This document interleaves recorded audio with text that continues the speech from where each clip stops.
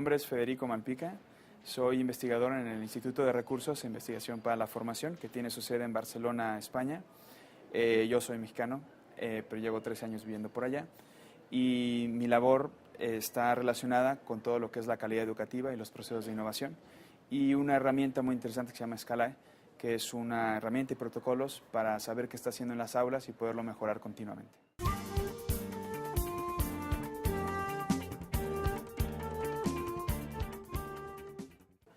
Una persona es competente cuando es capaz de, ante una situación problemática de la vida, sea la vida personal, profesional, la competencia que sea, ¿no? Aquí estamos hablando de competencias para la vida, entonces ante una situación problemática de la vida que se le plantea, sea capaz de resolverla, pero a través de un análisis de esa situación problemática, y a partir de aquí pueda escoger algunos esquemas de actuación que sean oportunos, que sean adecuados para resolver esa competencia, y luego sea capaz de aplicar ese esquema de actuación, el que haya escogido que es el adecuado, de manera estratégica, adaptada, para poder resolver esa situación problemática.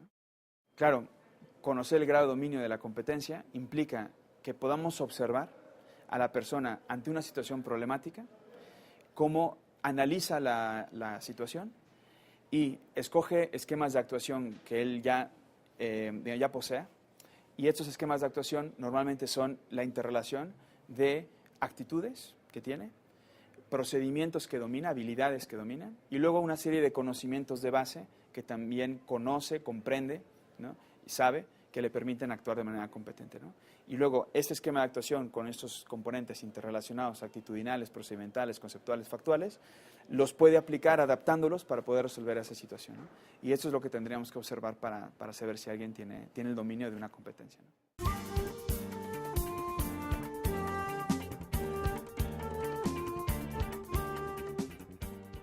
El objeto de evaluación de una enseñanza por competencias, yo diría que son dos.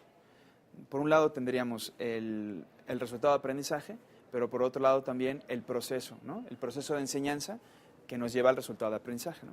Y por tanto el proceso de enseñanza y el proceso de aprendizaje son dos procesos, pero están íntimamente relacionados, de tal manera que aquello que aplicamos en las aulas está correlacionado con los resultados de aprendizaje que tendrán los alumnos, ¿no? Por tanto, la formación de competencias y el objeto de evaluación de las competencias tendría que ser también la propia actuación docente por un lado, y luego también las actuaciones que estamos observando en los alumnos para determinar si ya están siendo competentes en la resolución de problemas para la vida, ¿no?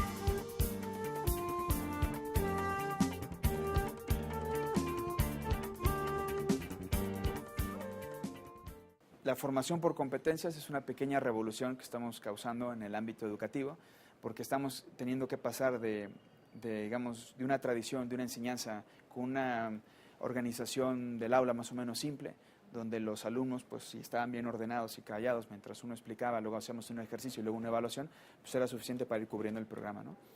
En la formación por competencias, como ellos tienen que resolver problemas de la vida, saber analizar, tener esquemas de actuación incorporados y aplicarlos de manera estratégica, todo esto supone pues una complejidad en la forma de enseñar, digamos, ¿no? Y luego en la forma de evaluar también, el profesor se enfrenta a que ya el simple examen, digamos, de 10 preguntas ya no es suficiente para poder evaluar esa competencia, porque en ese examen nos es imposible saber si esa persona realmente es competente o no. ¿Qué tal si se lo memorizó para pasar el examen, pero realmente no es competente y cuando se enfrente en la vida no será capaz de utilizar esas competencias de manera adecuada, ¿no? Esos problemas tienen que ver con algunas cuestiones interesantes. Por ejemplo, una es que los profesores estamos acostumbrados a realizar evaluaciones más para sancionar que para informar, digamos, ¿no? Sí, también para informar, pero todo para sancionar, de tal manera que decimos, tú repruebas, tú apruebas, ¿no? En la enseñanza por competencia tendremos que ir a una evaluación que por un lado tuviera una parte normativa y por tanto sí una calificación, pero por otro lado también tuviera una parte criterial, ¿no? Una parte criterial en función de las capacidades que tenga cada alumno para responder a esa competencia, ¿no?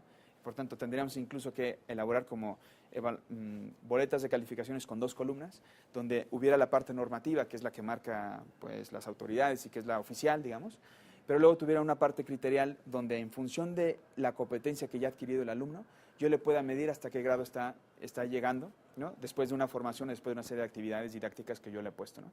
Y por tanto, esta tendría que ver más con el aprovechamiento, ¿no? Con aquello que ahora ya saben hacer que antes no podían. Y por tanto, un alumno que ha comenzado en una situación muy básica, pero ha hecho un gran desarrollo de la competencia, podría tener una calificación alta, mientras que un alumno que ya de por sí ya traía la competencia prácticamente adquirida, pues no ha hecho un gran esfuerzo durante el periodo de formación y por tanto posiblemente esta criterial es baja, ¿no? Claro, normalmente lo que sucede es que los profesores combinamos la evaluación criterial y la normativa en la misma calificación. Entonces, un alumno que se saca 6 en un examen, pero decimos, este alumno ha aprovechado mucho, le ha echado ganas, etcétera, pues le pongo 7, ¿no? Para ayudarle un poco, ¿no? Y por otro lado, se sacó 6.5, pues le subo el 7, ¿no? Y un alumno que se sacó 6, pero es un desastre en la clase, no me ayuda, es un flojo, ¿no? Entonces le pongo 5.5 y ya me lo reprobé, digamos, ¿no? Entonces lo que sucede es que al final eso no nos sirve como información o no nos es útil como información porque no estamos informando bien qué está sucediendo con ese proceso de aprendizaje del alumno, ¿no? Porque en esa boleta de calificaciones, cuando el padre de familia lo ve, si él ve un 8, dice, ay, qué bien lo hiciste. Si ve un 6, dice, ay, puede ser que diga, ay, qué mal lo hiciste, ¿no? En cambio, no sabe que ese alumno se estuvo esforzando muchísimo para poder llegar ahí, ¿no? Porque la evaluación de competencia tiene que ver mucho con observar en aquello que somos competentes para hacer y en aquello que sabemos que estamos haciendo bien, que estamos haciendo de manera adecuada en función de lo que queríamos aprender, ¿no? Por tanto, separarlo en dos columnas nos permite que si en un examen sacó 6, sacó 6. Pero además, yo tengo otra serie de herramientas de evaluación que me permiten ir observando cómo ese alumno va mejorando y poderle poner una calificación más criterial, donde al momento de verla, de observarla, tanto sus padres de familia como él mismo, y además el propio docente, también podrá ver que va mejorando, digamos, ¿no? Que le cuesta trabajo, por esa cosa hice en la prueba, pero en cambio ha hecho un gran salto y ha puesto gran esfuerzo y además está siendo cada vez más competente, ¿no? Entonces esto por un lado. Claro, la problemática tiene que ver con cómo definimos la evaluación, qué pretendemos de esa evaluación, solo para sancionar, la queremos para mejorar, la queremos para informar, ¿no? Esa sería una parte.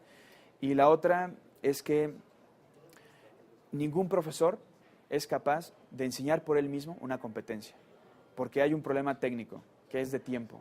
O sea, ningún profesor tiene el tiempo suficiente a sus alumnos para poderles enseñar una competencia. Es muy difícil.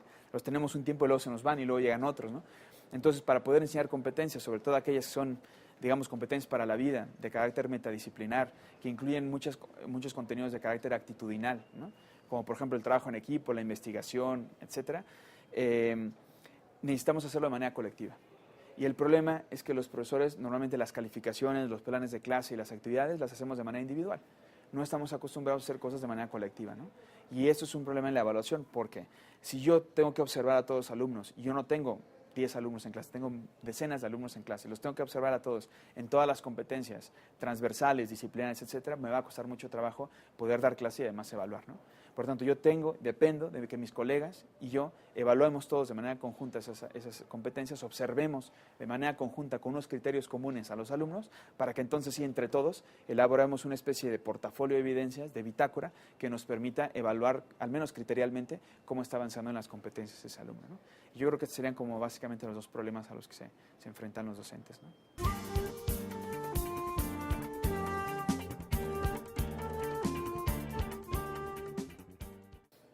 Número 1, necesitamos observar la capacidad de análisis que tienen los alumnos frente a una situación problemática. Esa es la primera parte. Por tanto, una herramienta muy importante es crear situaciones problema, simularlas, pero que sean lo suficientemente reales, o crear situaciones reales problemáticas que tengan que resolver los alumnos. Y en esa resolución, observar cómo analizan la situación y qué decisiones toman. Y las decisiones que toman tendrían que ser al respecto de los esquemas de actuación que nosotros hemos enseñado y que ellos se supone que han aprendido para poder resolver esa situación, ¿no? Entonces, por ejemplo, ante un problema de matemáticas concreto donde se necesita la multiplicación para resolverlo, el alumno tendría que analizar el problema. Eso sí, el problema tiene que ser complejo, porque si le damos un problema de matemáticas donde le preguntamos la única variable que falta, pues es muy fácil que él diga, pues es esto, ¿no? Y entonces no lo estaremos ayudando a analizar, ¿no? Y luego nos vienen evaluaciones complejas como las de PISA y como hay 10 variables ya se pierden los alumnos, ¿no? Entonces tenemos que poner situaciones suficientemente complejas. Complejo significa que tengan más variables de las que se necesitan para resolver el problema. Porque normalmente la vida es así, es compleja y tiene muchas más variables de las que necesitan para resolver los problemas, ¿no? Por tanto, aquí estaríamos entrenando su capacidad de análisis. Esa sería la primera herramienta, ¿no? Luego, lo siguiente es que escojan esquemas de actuación. Como ya habíamos dicho, los esquemas de actuación están compuestos básicamente de 4 tipos de contenidos: de carácter factual, que son todos los hechos y datos que se tienen que memorizar. Luego, de carácter conceptual, que son todos los conceptos y sistemas conceptuales que se tienen que comprender y construir y poder aplicar. Luego, los procedimientos, que son todas aquellas habilidades, todo el saber hacer, pasos para conseguir un objetivo en concreto, y eso se tienen que dominar, ¿no?, a través de la práctica. Y por último, las actitudes, ¿no? Actitudes que pueden ser normas, valores, pero que expresados en comportamientos, donde la persona, a través de situaciones ejemplares, de situaciones problemáticas, de debate y posicionamiento, los ha incorporado en su escala de valores y actúa con comportamientos más o menos estables en consecuencia, ¿no? Y por tanto, cada uno de ellos forma parte de este esquema de actuación que utilizamos para poder resolver un problema, pero sucede que como se aprende de manera diferente, también se tienen que evaluar de manera diferenciada, ¿no? Por ejemplo, en este problema de matemáticas, ¿no?, los alumnos, si tenemos 4 alumnos, imagínense que tenemos 4 alumnos, cada alumno puede estar fallando en en una de las diferentes partes de este esquema de actuación. Un alumno, por ejemplo, está fallando porque no se sabe las tablas de multiplicar. Como para el problema se necesita hacer una multiplicación, pero no sabe bien las tablas, falló. El otro alumno también falló, por tanto no es competente, pero en lo que falló es que al momento de analizar el problema definió que lo que se necesitaba era una suma y no vio que lo que necesitaba realmente era una multiplicación. Por tanto, posiblemente todavía no entendió el concepto de multiplicación y para qué se aplica, ¿no? Por tanto, falló en lo conceptual, ¿no? Otro alumno analizó bien el problema, se sabe bien las tablas, tiene claro el concepto, pero al momento de hacer el algoritmo de la multiplicación falla, o sea, se equivoca, ¿no? Por tanto, el procedimiento de la multiplicación lo tiene que practicar más, todavía no lo domina, ¿no? Y el otro se analiza bien el problema, digamos, se sabe bien las tablas, al derecho y al revés, el concepto de la multiplicación lo tiene muy bien, el algoritmo los puede hacer muy bien, pero es un poco displicente, flojo, como que no le llama la atención las matemáticas, ¿no? No tiene una actitud correcta. Como no tiene una actitud correcta, al final falla en cualquiera de las otras 3, ¿no? O no desarrolla el problema, o se inventa otras cosas, etcétera, ¿no? Por tanto, ninguno de los 4 es competente. Sin embargo, cada uno de ellos tiene un fallo en una parte del esquema de actuación diferente, ¿no? Por tanto, hay que atacar diferente. El primero, lo que tendremos que hacer es, tú necesitas practicar más la memorización, ejercitar la memorización de las tablas de multiplicar. El siguiente, habría que volverle a explicar el concepto, ponerle más ejemplos que pueda aplicar en más situaciones para que entienda cuál es el concepto de la multiplicación y para qué se utiliza. El tercero, lo que tendría que hacer es ejercitar más, practicar más el procedimiento del algoritmo de la multiplicación. Y el último, habría que hablar con él o convencerlo, o él convencerse, motivarlo, ponerle ejemplos de para qué lo va a utilizar en la vida, por qué es importante la multiplicación y resolver este tipo de problemática, ¿no? De tal manera que él fuera incorporando esa actitud correcta que se necesita para ser competente, ¿no? Por tanto, ahí ya tenemos varias herramientas para la evaluación de competencias en función del tipo de contenido que se necesite para esa competencia y esos esquemas de actuación. Y por último, tendríamos que observar que puedan utilizar de manera interrelacionada ese esquema de actuación con todos esos contenidos para resolver el problema y de manera estratégica, porque dependiendo del problema tendrían que poderlo adaptar, ¿no? Y por tanto tendríamos que utilizar muchas herramientas de evaluación que tengan que ver con la observación. Y la observación tendrá que ser observación inicial, observación durante el proceso que desarrollan la competencia y desarrollan esas situaciones problemáticas, y una evaluación final donde se le pone una situación problemática donde se supone que ya son competentes, y aquí él tendrá que hacer el esfuerzo de desarrollar desde el análisis, el esquema de actuación y después la aplicación estratégica de ese esquema, ¿no?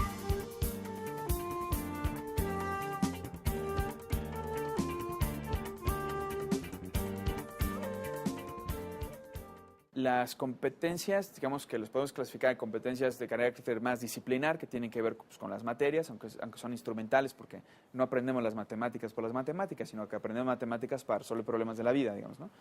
Las interdisciplinares son aquellas que le ayudan a las diferentes disciplinas y, por tanto, el trabajar en equipo o el saber leer, ¿no? La lectura y comprensión le ayuda a las diferentes disciplinas, etcétera, ¿no? Serían las interdisciplinares. Y las metadisciplinares son aquellas que no tienen nada que ver con las disciplinas, sino que son totalmente transversales y nos ayudan también a resolver problemas de la vida, ¿no? Que podría ser como la investigación, ser críticos constructivos, la honestidad, ¿no? También, etcétera, ¿no? Valores, todo el tema de valores tiene que ver con competencias de carácter metadisciplinar.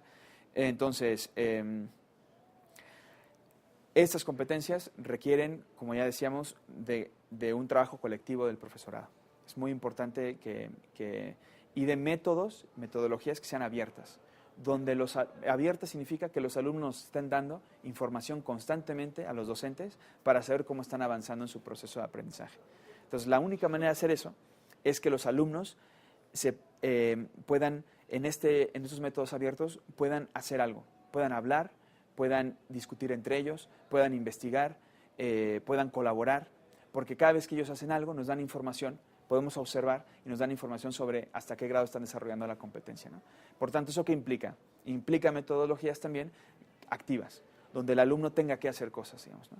Y por tanto, metodologías también donde planteemos situaciones problemáticas cercanas a su realidad que les permitan motivarse hacia ella, pero también a intentar resolver ese problema, digamos, ¿no? Por tanto, aquí estamos hablando de métodos como el método de proyectos, investigación del medio, simulaciones, resolución de problemas, aprendizaje basado en resolución de problemas, métodos de este tipo que permitan a los alumnos incorporar esas competencias, digamos, relacionarse entre ellos, aprender entre iguales, ¿no? Y eso obviamente nos va a dar la información necesaria luego en la parte de evaluación.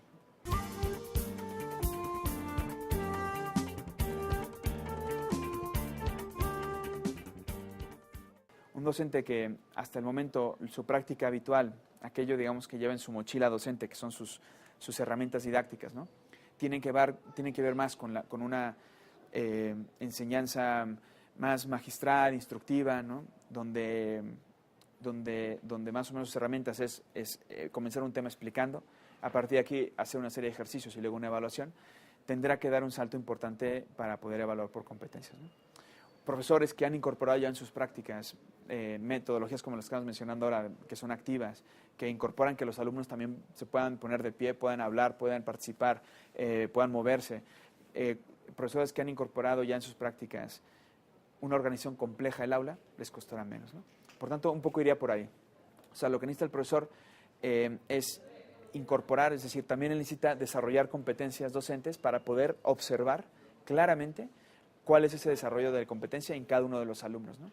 Por tanto, necesitan ser buenos observadores de sus alumnos, necesitan ser buenos escuchas de sus alumnos. Y por tanto necesitan que ellos participen, que ellos se activen y para que entonces les dejemos ese campo donde nosotros podamos hacer la observación, digamos como una especie de observación, de una investigación etnográfica donde estamos trabajando con ellos, pero al mismo tiempo los estamos observando, ¿no? Y toda esa serie de competencias docentes las tienen que ir incorporando todos aquellos que nos dedicamos a la enseñanza, sobre todo si queremos que sea esa enseñanza por competencias y ese aprendizaje para la vida, ¿no?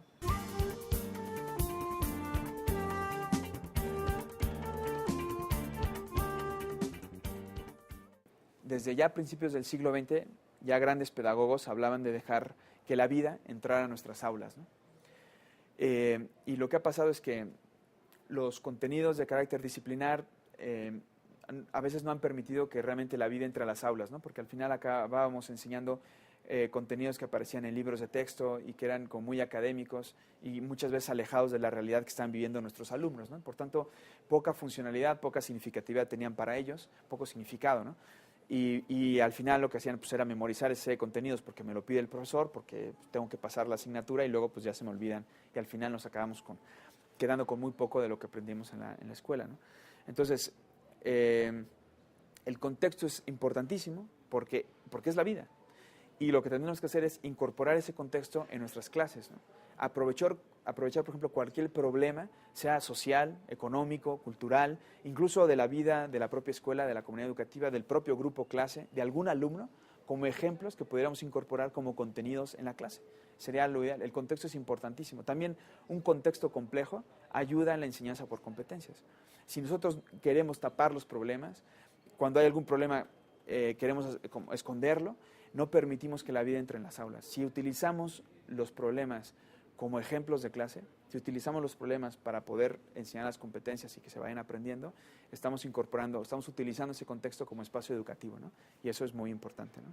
Y por tanto, es más, incluso yo diría, si no existen problemas en tu clase, profesor, pues hay que crearlos. Hay que crear situaciones problemáticas. A veces, con algunos colegas hemos entrado a clase y decimos, bueno, aquí se quiere enseñar la solidaridad, por ejemplo, ¿no? Como una competencia. Pero todos los alumnos tienen colores para iluminar y hojas, ¿no? pues nunca van a aprender a ser solidarios, por más que les echemos el sermón, digamos, ¿no? ¿Qué hay que hacer? Quítale la mitad de los colores y que todos tengan que iluminar. Y entonces, en ese momento, cuando tengan esa situación problemática, cuando se tengan que prestar los colores, tengan que hacer turnos, tengan que ver de qué manera se organizan, en ese momento empezarán a aprender lo que es la solidaridad, ¿no? Entonces, hay que crear esas situaciones en las clases, en la comunidad educativa, en el propio espacio de la escuela, para que todo eso lo podamos ir incorporando a ese contexto complejo y problemático, nos ayude precisamente en la propia enseñanza de las competencias.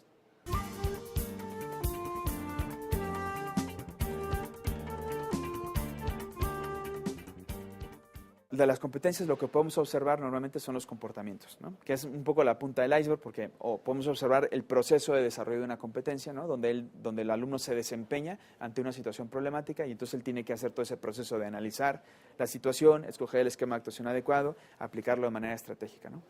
Y por tanto nosotros lo que podemos observar es ese proceso de desarrollo de la competencia en una situación concreta y por tanto, ¿qué necesitamos? Muchas situaciones donde podamos observar esto, ¿no? De hecho, a según qué niveles, no solamente es el profesor el que lo tendría que observar, sino los conjuntos de profesores, pero también los propios alumnos. Y aquí una herramienta interesante es el portafolio de evidencias, que es una forma en la que el propio alumno puede ir juntando evidencias de cómo él mismo va desarrollando esas competencias, ¿no? Esto puede ser interesante. Otro es el contrato didáctico, ¿no?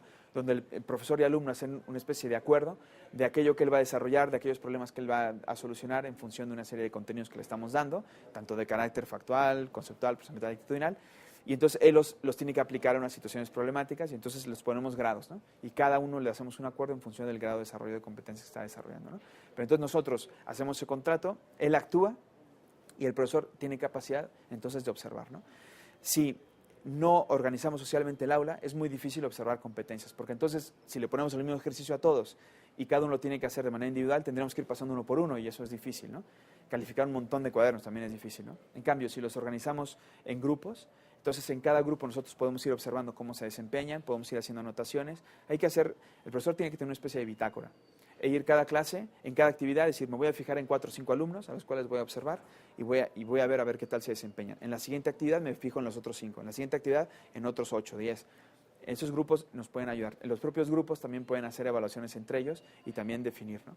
Y por tanto, a partir de toda esa observación que hacen entre ellos, que hace personalmente cada uno como autoevaluación y que hago yo como profesor y que hacen mis colegas, juntamos suficientes evidencias como para saber en qué proceso de desarrollo de las competencias están cada uno de los alumnos, ¿no?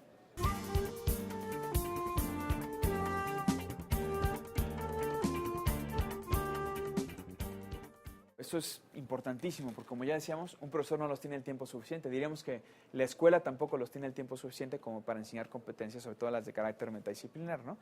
Todas las que tienen que ver con los aspectos de ciudadanía, ¿no? Y otras cosas de valores, digamos, ¿no? Por tanto, el apoyo de los padres es imprescindible. De tal manera que tanto, digamos, la casa también se puede convertir en un espacio educativo, donde bien asesorados los padres de familia podrían realizar actividades que ayudaran en ese proceso de aprendizaje de las competencias. Sabemos que para aprender actitudes necesitamos tener ejemplos, para que entonces yo diga, yo quiero parecerme a, ¿no? O yo quiero seguir el ejemplo de, ¿no? O el mismo ejemplo que tengo en la escuela lo tengo en casa y entonces es coherente, ¿no? Entonces eso ya nos ayuda. Luego tenemos que involucrar las emociones a través de situaciones problemáticas. La casa es una fuente de situaciones problemáticas y por tanto podemos utilizar esto para ir generando un análisis, generando también una toma de posicionamiento de parte del propio alumno, ¿no? Y en casa pues del hijo o la hija, que permita que vaya incorporando en su escala de valores esos comportamientos que queremos, ¿no? Si esto lo hacemos de manera coordinada entre la escuela y la casa, el alumno ya verá que eso es así, ¿no? Tendrá el ejemplo. 2, involucrar emociones, porque cada vez que hay una situación problemática de esto, aprovechan para que lo analicemos, que lo debatamos, entonces yo lo voy incorporando, ¿no? Al final, el alumno o la alumna va pasando de la heteronomía moral, lo hago porque me lo dicen, porque me lo piden, porque me obligan, a la autonomía moral, lo hago porque me lo creo, porque lo he incorporado en mi escala de valores y por tanto me comporto en consecuencia, ¿no? Entonces, parte del éxito de la enseñanza de competencias metadisciplinares es poder